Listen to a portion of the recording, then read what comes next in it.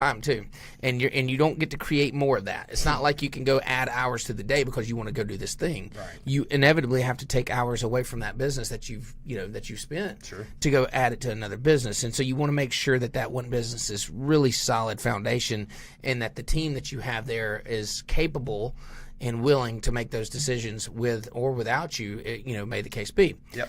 And making sure that you have a solid business plan. So it's one thing to see a bunch of thirsty people out on the beach and say, I think I'll start a lemonade stand, right? Right. But what happens when they leave and it's seasonal? Or what happens when, they don't want lemonade, they want Kool-Aid? Or, so you really need – a business plan helps you iron those things out. It's like the pros and cons, and what happens when this happens or what happens to this. And it really makes you think things through. Determine a roadmap in the sense that you're going to stick by. Absolutely. And doesn't matter what the variables that kind of come into play. Of course, you got to take those into consideration, but still know where your end game is. And yeah.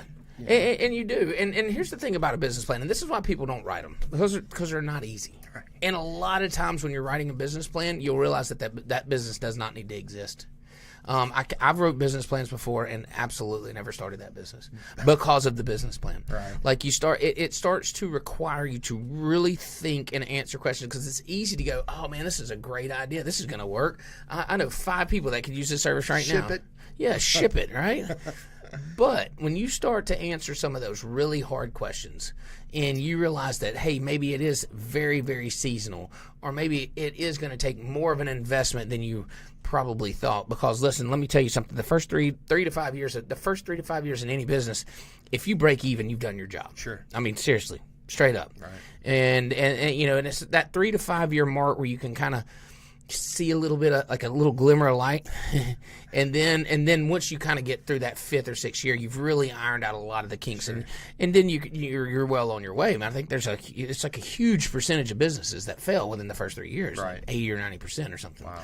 So writing out that business plan will help you determine if that business should exist or not. Sometimes you may just want to, you don't have to go in full force. Maybe you just want to hire somebody to help you out, do something, right. But not. You might not need necessarily a full-time photographer or marketing. You might just need a kid from college just trying to get something on their resume that is working out, practicing and getting their craft down. And that goes for all kind of things. So we have we do a boat show every year, and we started an events company, but we did this thing because we really knew that there was going to be other things that we wanted to do down the road. Sure. But if it was a one-off, like say I want to have a car show, okay, I'm a detailer, I want to have a car show. That don't mean I just go start a business and run. Now I'm going to do car shows all over the world. Like sometimes it's okay just to do that one car show. Right.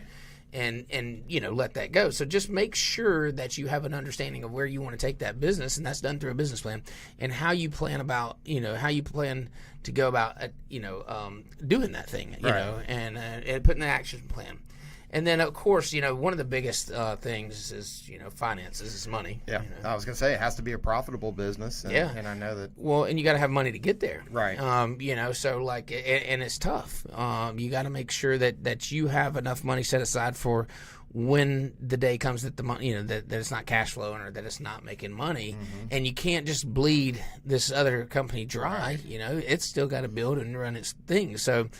There's a lot of things to consider, and I think so, money, your time, and then a solid plan is a good understanding of if this thing is worthwhile or not, if it's a thing that you should do or not. Where would you say it starts, though? I mean, all right, so we've got some things in place. What do we have to have, like, number one, first and foremost, before we can start another business? Money.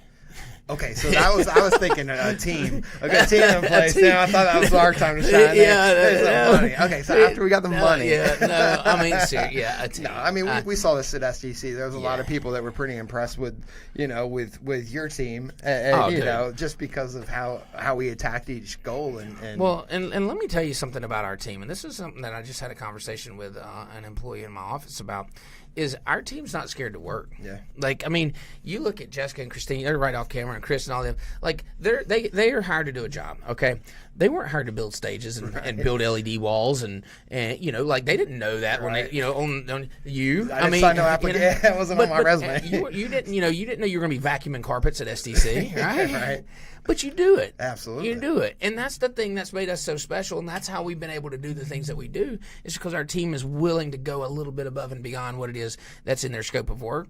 But as you start this second company, you're going to have people like that. That's right. It is not going to be here's your here's your scope of work, here's your job description, and make sure that you stay in this box, because you're not going to, new companies can't afford to do that. Right. Especially if you're bootstrapping or if you're financing it yourself. If you don't have, or even if you do have a surplus of money, every dollar is going to count. Yeah. It has to count. And so you want to make sure that that you're hiring people and a team that's willing to do a little bit above and beyond what it is that maybe that there's their profession, or that's what they're expecting to do, like vacuum carpets. Right? I love that. I mean, I'd think a crappy vacuum, but I was able to run across it enough times. Or hang banners, or you know what I mean? That's the cool stuff. But you know what? Listen, and one thing that we want to mention too is that you can always go back on our previous episodes. We've mentioned, I mean, these conversations have started with just starting Business 101. Hey, I'm a guy that's doing this on the side, and I want to go full time. What do I do? I feel like I was back in our Power Couple series when we started that kind of. Yeah, I think it was. And so you can look back and kind of follow along this journey that we've been on, and if you think about coming from the doing it on the side, now I've built a business, I've added services, I've made sure I'm profitable, I know how to track it, and now here I am ready for business number 2. Right. And that's kind of where we're at in our storyline. And but I just want you guys to understand that just because it sounds fun and it sounds like you're going to make a lot of money doing it, reality is it takes a while to become profitable, and make sure that you understand the workload that it's going to put on you, the stress that it's going to put on you, and the time that it's going to require. And, for those of you that have family and all that, make sure that you can juggle that work-life balance.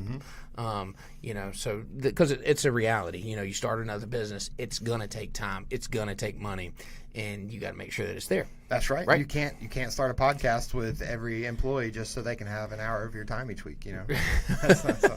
Right. I'm just glad I'm able to give you this 1 hour. I didn't realize how important it was to you until I missed one. Yeah. Should we just go back and watch that one today? No, that's fun. Listen, but I enjoy the podcast. We appreciate all the following. I mean, we have a loyal group of listeners there, including Ryan's mom. And hey, Mom. and so we appreciate the following. But that's enough yakking. Why don't we get our buddy Joe Kimball on? Let's do it. There's the man. What's up, homie? How you doing?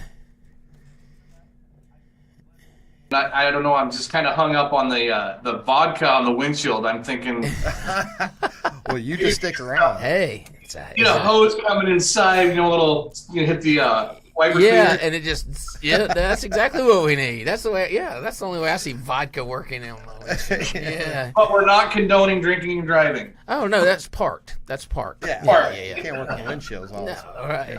Absolutely. If you're ever stuck in the woods,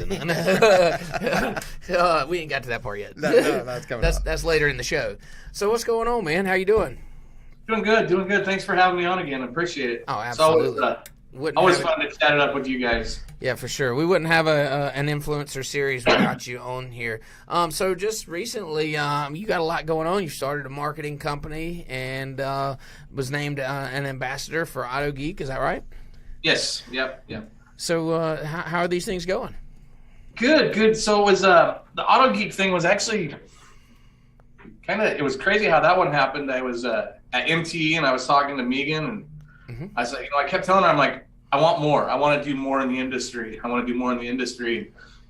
said, well, let's talk before you leave. And we didn't get an opportunity. And when I got home about a week or so later, after everything kind of settled down after MTE, she sent me a message and kind of laid it out and said, look, we're starting something a little bit different, a little bit out of our realm. And what do you think about being a brand ambassador? And so I jumped on board. And of course, it's been a learning experience. Yeah, I'm sure with a big company like that too. I mean, they're so well known, but the things that you'll learn, doing business with, working with someone like that, and a company like that, there's all the value that you gain. As much as you're helping them, I'm sure they're just loading you up with information and ideas on how to do things on your own business. Oh yes, most definitely. Now, Oh, go ahead. No, go ahead. I was just gonna say, how does that work as far as like, do you have established roles? Do they require certain things from you? I think he just runs the place. They just run Yeah. Yeah, I just run it. No, actually, so that was the thing is, the correspondence when Megan and I were talking, she said, this is new. You're kind of going to be the guinea pig here. Guinea pig, yeah. She laid a lot of things out on what they want, as far as like social media posts and videos and whatnot. And again, we're growing. They actually have, I believe, 6 or 8 product lines that they do in-house, that they have brand ambassadors for each one of those, and mine happens to be the Pinnacle Black Label and Diamondite Glass products. Wow, nice. nice. I thought maybe they're getting into like some beard oils or something that they. I wish they would, man. I'm better to ceramic coat it or something. Yeah, right. I have to try that out. I think what a cool moment that had to have been when you got that email or phone call from Megan. It's like that, like, hey, we want to try this thing and we think you're the perfect person. Like what was your feeling like in that moment? Was it like and I think we did a podcast with you right before you were about to announce that. That's right. Yeah. Yeah, we announced it right after we got back. It was actually, it just, listen, a lot of us want to be Facebook famous. We want to be industry famous or something. Sure. Maybe I shouldn't say a lot of us, but we want to make a difference. And to have someone, a brand like Auto Geek reach out and say, hey, we think this will work out great. It was quite humbling. It made me feel like I'm doing something on the right path. Yeah. I mean, that's huge. And, the way I kind of explained it to some people that didn't know when we were telling people that we were, accepted to sell software off the shelves of Auto Geek, I said, this is like the Walmart of retail. Auto Geek is that big of a company within the detailing industry as Walmart is like in retail. They're just like, everybody knows what Auto Geek is. And you can just get about anything off their shelf. Absolutely, you can, including our software. Yes. Yeah. Check it out. Shameless little plug there. No, and look, man, I was super excited to see that you took that role. I think it's awesome. But let's talk a little bit about your businesses as well. So you have the Kimball's Detailing, right? Kimball's Hands-on Detailing. Hands-on Detailing. Thank you. And but you started the marketing company. And is your idea there? Is it just going to do the marketing just for your company, or are you going to kind of spread those services out, or what's the plan? Well, let's kind of step back a bit here. So we have Kyra. Kyra worked for us last year. We've known her and her family for many years. Her mom helped coach my daughter in fast pitch, and shout out to AK, by the way. She's killing it. She is. Oh yeah. Man.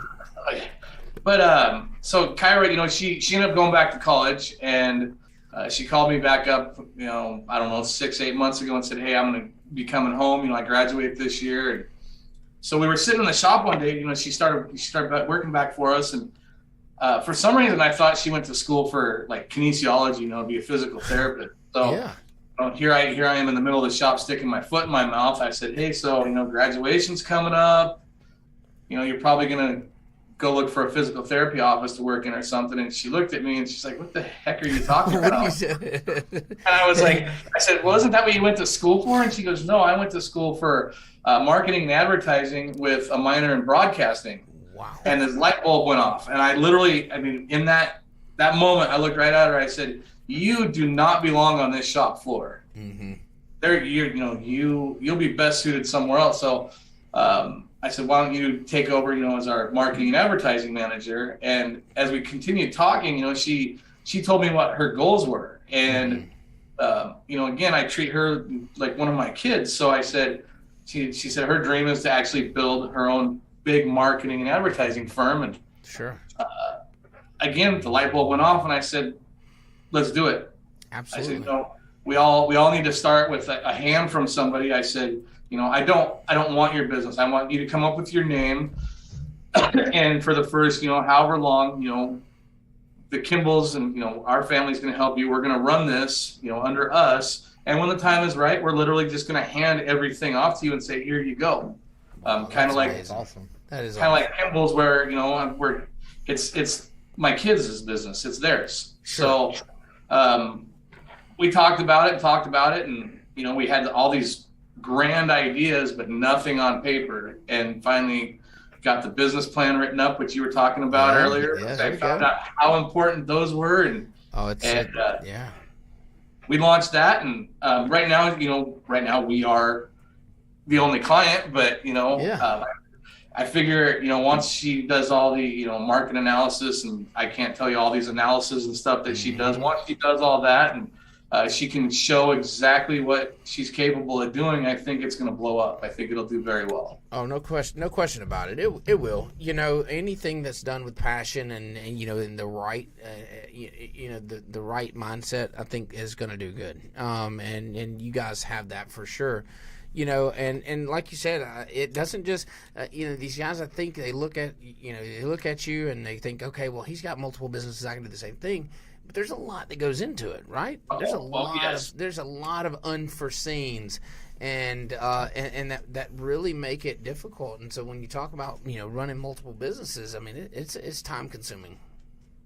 It's super time consuming. Monday mornings we're in here 2 hours before our detail shop opens. We're having our managers meeting. Mm-hmm. Tuesday we're having our marketing managers meeting. Yeah. Wednesday we're having our business and financial advisor meeting. It's like it's constant meetings, and as you were talking about earlier, it's constant communication to make sure everybody's on the same page and we're all working for the same common goal. That's it. And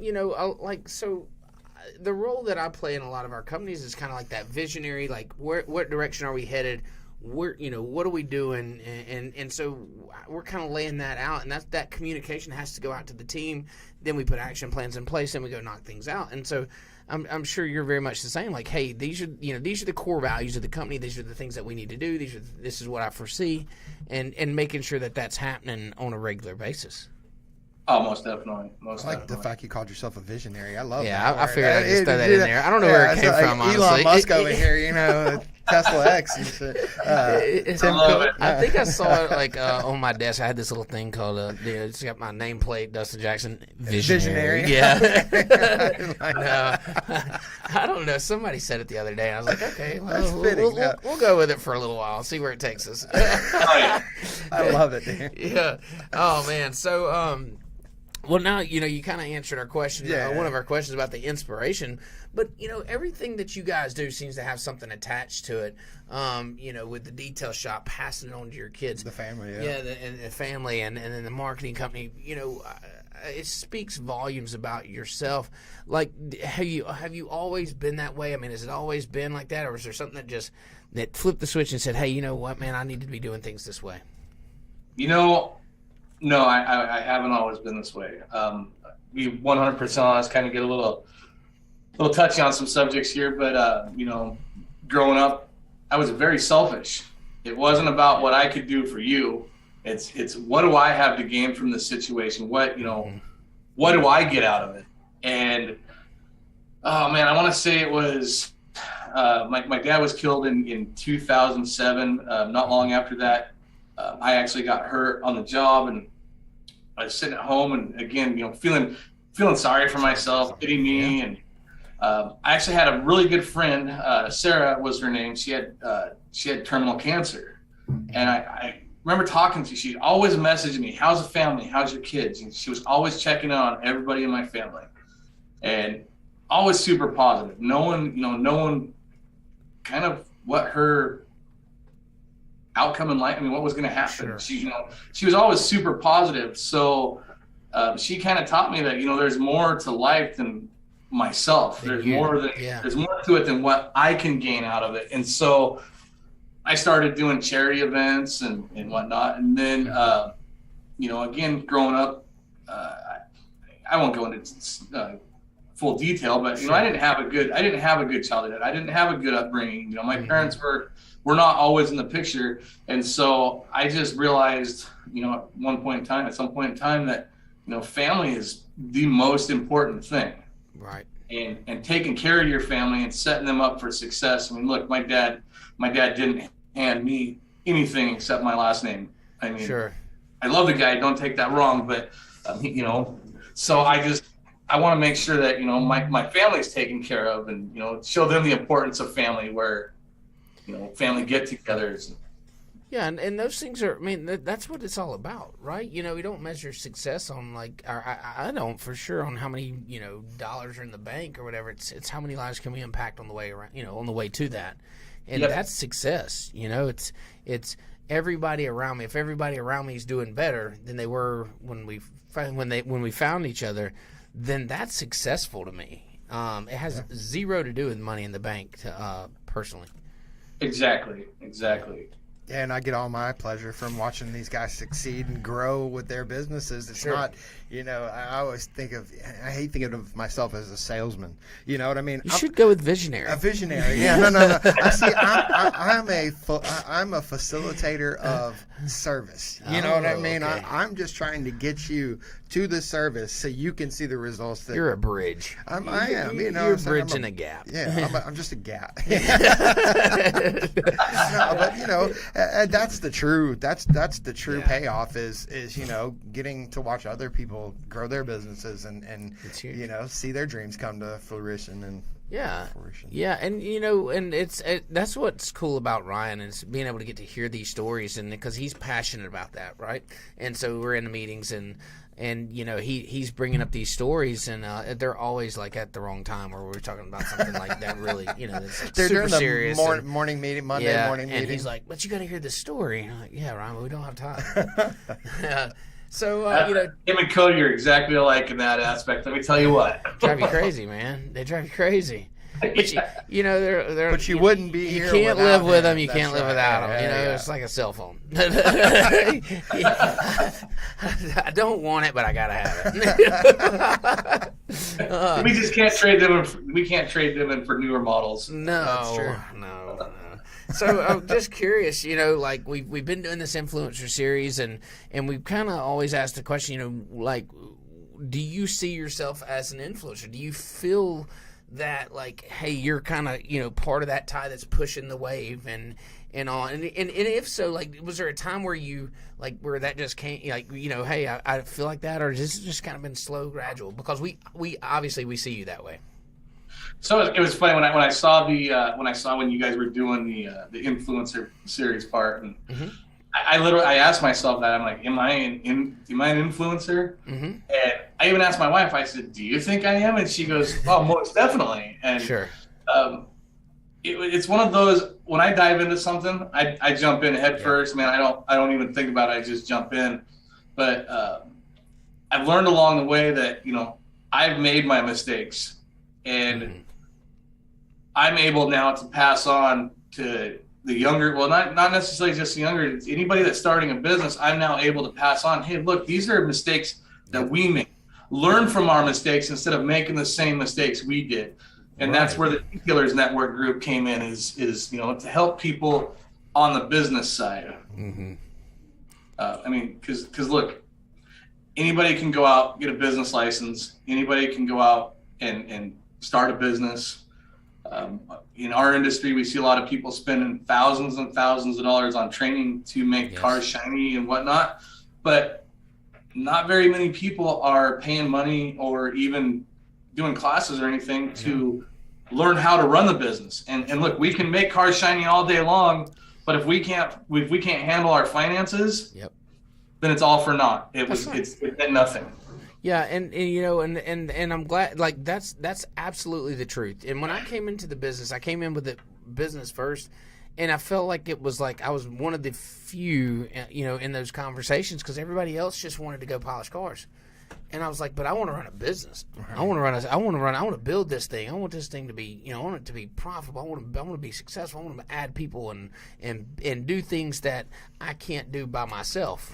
And that's why, you know, I think that's why I started the detailing business. And, you know, but you got to have that business mind. You got to have and if you don't, and if you just say that you never will, then you've got to hire somebody that does. Right.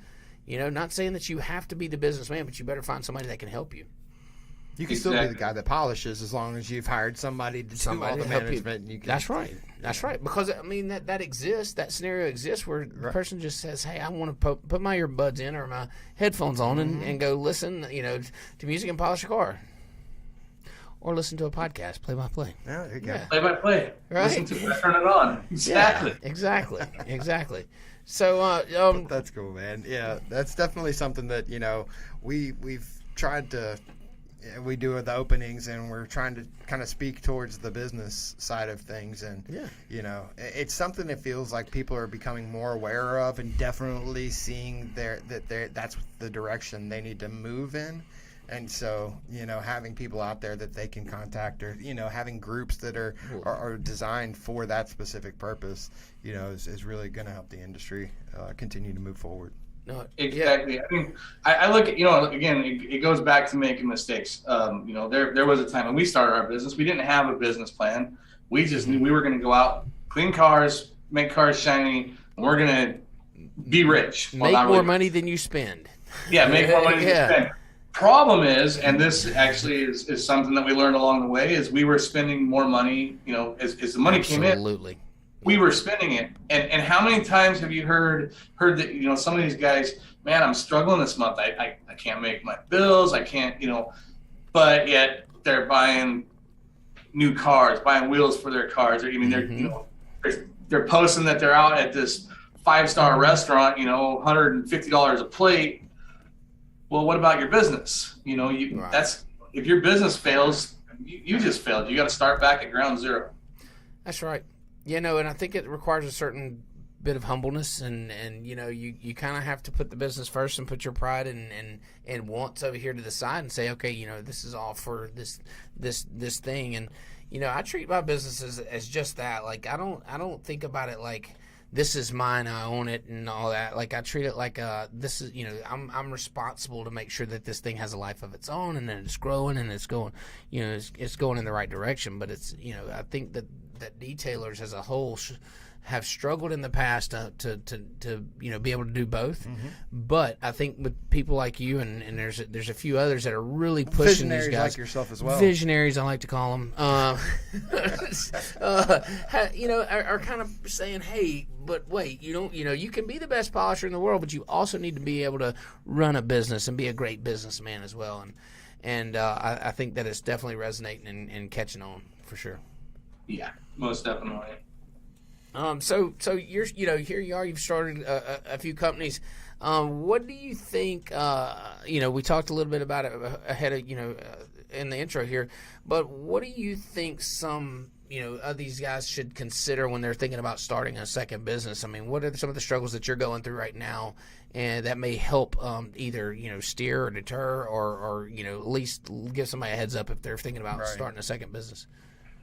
First and foremost is, before you do anything, get a plan together, and not just a plan in your head. Get that plan on paper. How many times we started?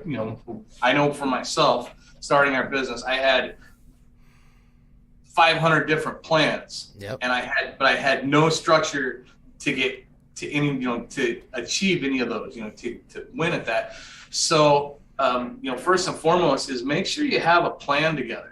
Right. Number two would be, we're in an industry that $500-600 and you're out doing work. Yeah, It's a low cost of entry for sure. But what about your overhead? What about your expenses? Mm-hmm. That's the other thing is think about your pricing and how you're going to charge. You charge accordingly. And again, this is an area that we all made mistakes in. We wanted to get known. We wanted to get seen. Yeah. I can remember the time when Cody and I were doing $100 full details. Oh, absolutely. Yeah. 8 hours. 8 hours, man. We were busting our butts on these cars. Oh, you're good. And it's like, what did we just make? We actually paid to do that job. Absolutely.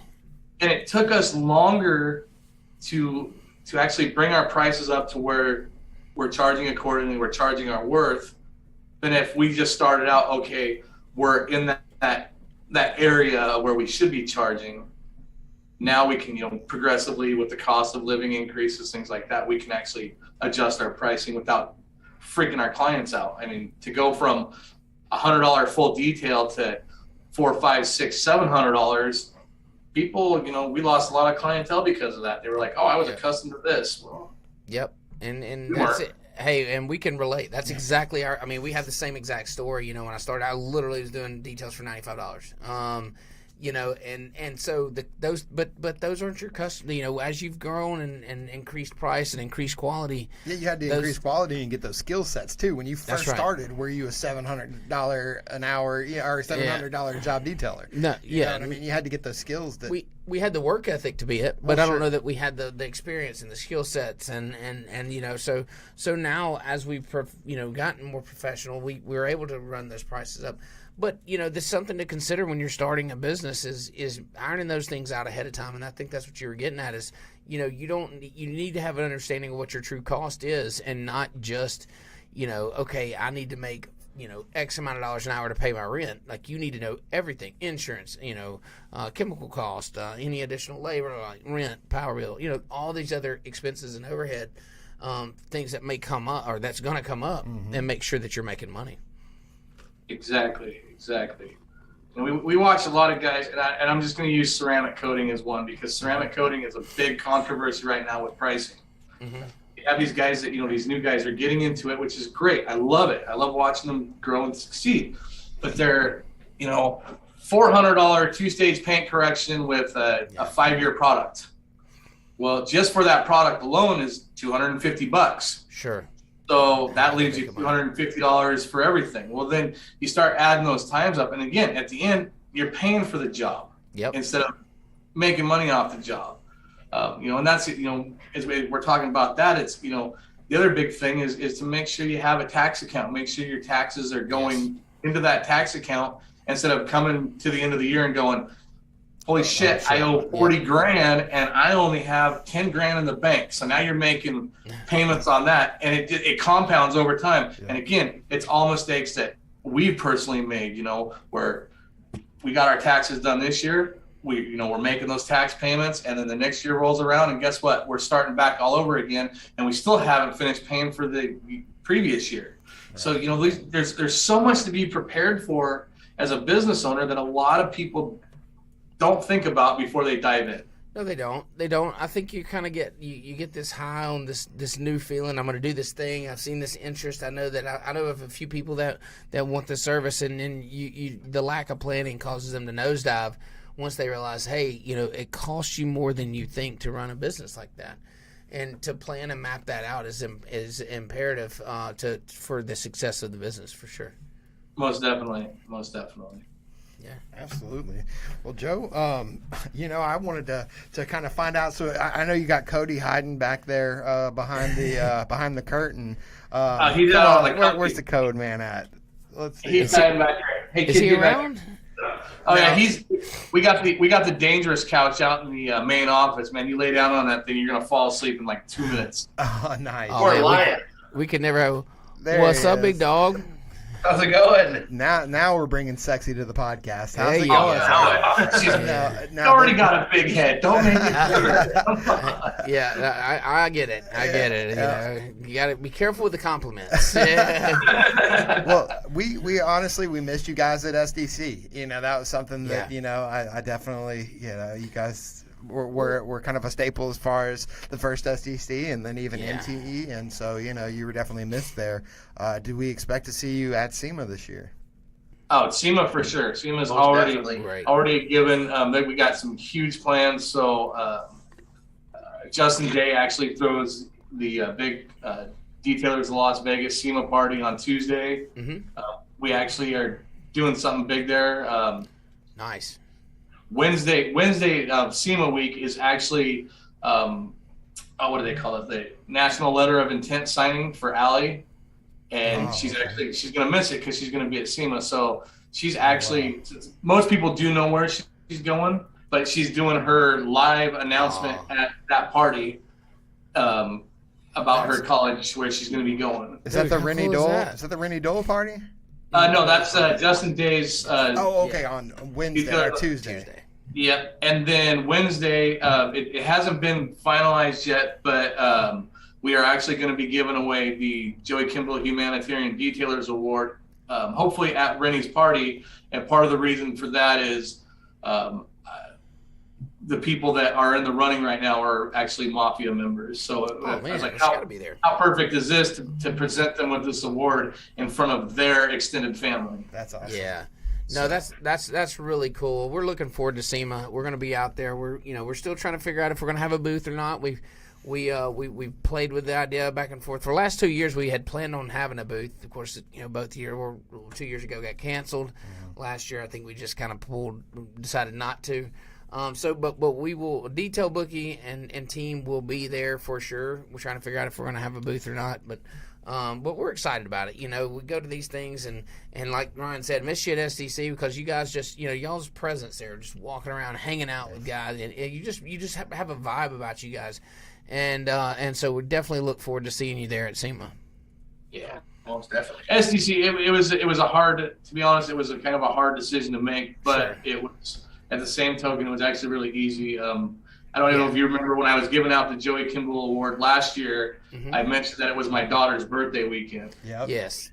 And as soon as I mentioned that at SDC, I still had a great time, but that was on the back of my mind the whole time. Man, I just missed my daughter's sweet 16. And then, this year she turned 17. Next year she's 18 and off to college and starting her own life. So I was like, you know what? There's going to be conventions and things like that all the time. On the road. Yep. But she's only going to have, that birthday once a year and before she's off on her own. So it was actually, I decided to stay home and hang out with her that weekend.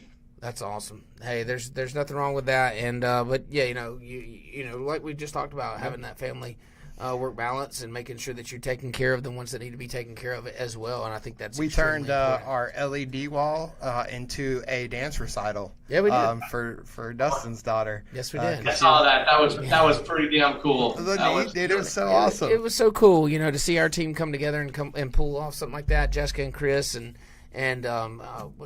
I just drew a blank. Anyways, we had another guy, Brad. Yeah, Lord have mercy. And Brad came in and really helped work that out with the school that she was, had the recital at.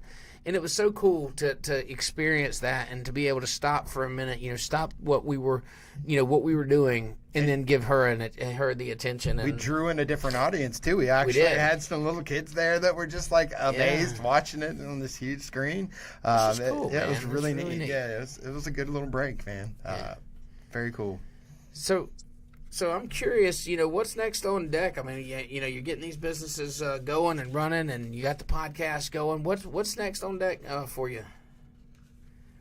Right now, honestly, it's just getting the marketing and advertising company. Our detail business is pretty self-sufficient now. We're getting to that point where, right now we're here, we're not there. Our team has everything under control, and we're not worried about it. Cody and I, after we're done with this, we're heading to Boise to Sydney Gwynn's car show, and so nice.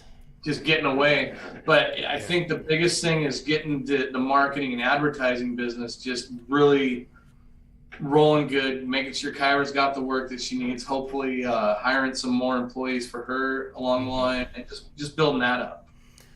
Well, yeah, I tell you, you got your hands full with it, but you got a good team around you. I know Cody, he looks like he's just excited to just start killing it. No, listen, guys, you always are doing great, and excited to have you guys on. Excited to see you out at SEMA. Yes. And couldn't think of having an influencer series without you guys, and to jump on here and talk a little bit about business and what y'all's roles are and what you've done for this industry, and we really appreciate your time and coming on and talking to us. Like I said, it's always a pleasure to hang out with you guys, whether we're at a convention, whether we're thousands of miles away, on this. It's always fun, Yeah. And then actually, we'll be getting on a call here soon where with your team and our team, pardon me, there's going to be some serious shit talk going on because. Let's do it. Let's do it. We're excited about it. Hey, one other thing, I do want you to tell everybody where they can find your podcast. We've mentioned it a few times. And this Detailers Network, right? That's the name. Detailers Network group on Facebook. Okay. It's usually every Thursday at 5:00 Pacific Standard Time, unless something like for instance, yesterday we had to move yesterday's to Wednesday, but we always have our guest on the Zoom call, but it's always broadcast live through the Detailers Network group. Awesome. Man, I tell you, that's great. And then, of course, they can find your detail shop on Facebook, so all the social media outlets. If someone's looking for you, I'm sure they can find you that way. Almost definitely. Kimball's Hands-On Detailing. Joe Kimball. I mean, it's not like I'm on Facebook very often. I mean, maybe once or twice a minute. And, but no, I'm always on there, and again, I'm always. I want to help people. I want to help people succeed because their success is my success. So I love it, and I can attest to that, man. I've watched you for a while now, and just the the pureness of it, and it's one thing to say it, but it's another thing to do it. And I'm honored to call you friend, and what you're doing for this industry and community and the people around you should be really proud of. And like I said, I'm happy to call you friend and appreciate all that you've done for us, and all that you continue to put out. The feeling is mutual, and as a matter of fact, next Thursday I got you and Nathan Warren coming on the Detailer Network group to talk about marine detailing. So that's awesome. Looking forward to it. Nathan, hey, man, boy too. Yeah, he's awesome. Joe, appreciate you. Cody, appreciate you coming on, man. We're going to jump off here and run through Hacker Hack. But listen, wanted to give you guys a shout out, man. Thanks a lot for your time, and you guys keep killing it over there. We'll see y'all at SEMA too. And me and Cody are going to have to give each other some lap dances. I'm not each other. I'll buy you a lap dance, you buy me a lap dance. You know what I'm saying? I'm glad you clarified that, because I don't know if we're going to be hanging out at the VRBO with you guys. Yeah, maybe that's I mean, he is single, Cody. I don't know that. Single and ready to mingle, right there. That was pretty bad. Hey guys, we appreciate you. I like it. Thanks, sir. It's getting there. It's getting there. All right, guys. We'll see y'all next time. See ya. Thanks, sir. Have a good day. All right, you too. Bye-bye. And again, I was the fifth coolest guy on earth. Let's see, fourth, fifth, something like that. Yeah. Fourth. Anyways, it doesn't matter. Well, they're cool. Listen, they're just as genuine as they get, and it's always cool to talk to them, hear what they got going on. The marketing story, how he's doing that for the girl that's coming in out of school, and I mean, what an awesome thing to pass on, and it's exciting and motivating, and I love that story. Wish the best for him, man. I know it's going to kick ass. There's no doubt about it. Yep. So what time is it? It's 5 o'clock somewhere. What time is it, Justin? That's timing right. is impeccable. Well, I'm a visionary when it comes to these things. I felt like you were. I love the word. I love the word. I think I want to get it put on my shirt. Yeah, no doubt. Visionary. You need a patch. Yes, a new patch. Yeah. So, guys, again, we're going to be bringing the liquor into the shop That's today. what I'm talking about. And so this hack that we have for you today is we're going to be putting some liquor on your windshield wipers to prevent them from streaking. Okay, and I'm assuming that's what's happening here. Looks like Chris is pouring up some shots in a shot glass here and cleaning. Is that what I'm supposed to do? How distracting. And he's cleaning his windshield wiper. So he's poured this liquor in the shot glass, and he's cleaning it off with a towel. Man, did you see how dirty that towel got? I know. That must be my windshield wipers. Yeah. Look at that. No streaks. Wow. So, listen, hey, I think that we kind of probably know the reason that it works, but it definitely works. It looks like it's cleaned the windshield wiper. With Chris, did it work? Thumbs up? Okay. So, look. I got to finish with the shot afterwards, of course. Why didn't we have shots? Non-alcohol. That's I tell you, that's awesome. But listen, so really, what do you think? It is? Is it time to call it? Yeah. Hang on. Okay. So, what do you think? what do I think it is? Yeah, okay. So I think it's the alcohol. Oh, the alcohol, like the actual alcohol. Well, it's. So if we got the rubbing alcohol, 97%, probably do the same thing. It'd probably do the same thing. But you know what? Listen, I think that we can actually call this one. This hack is confirmed. It will work. Right. If you stay with me, because you're not always carrying a bottle of rubbing alcohol. But if you find yourself in the middle of the woods, right, all you have is your windshield wiper blade, yep, a bottle of vodka, okay, and a towel. You pour that vodka into that towel, you clean that windshield wiper blade off, and it works. It is confirmed. It is not a hack. It is a hack. That was terrible. That was terrible. Yeah, one more time. There we go. All right, listen, that's going to wrap up this week's episode. We will be back next week with another episode of our Industry Influencers. That's right. We have Chelsea with Attention to Details YouTube at page. you. Y'all Go check it for it. out. Yeah, if you it, don't watch this, she's been killing it, man. And I'm looking forward to having her on and hearing what she has to. Absolutely, the conversation's gonna be good times. These this influencer series has been a lot of fun, and I'm glad to see it continuing on. We met a lot of cool people and seen heard a lot of cool stories, and looking forward to next week. Of course, you can always find us streaming live on YouTube or Facebook. Pretty much anywhere you hear your podcast. Apple Podcasts are blowing up right now. Yeah, they are. We've also got you on Spotify platform, just pretty much anywhere you can find Google your podcast. Play, yeah, anywhere. So that's going to do it for this episode. We'll see you next week. Peace.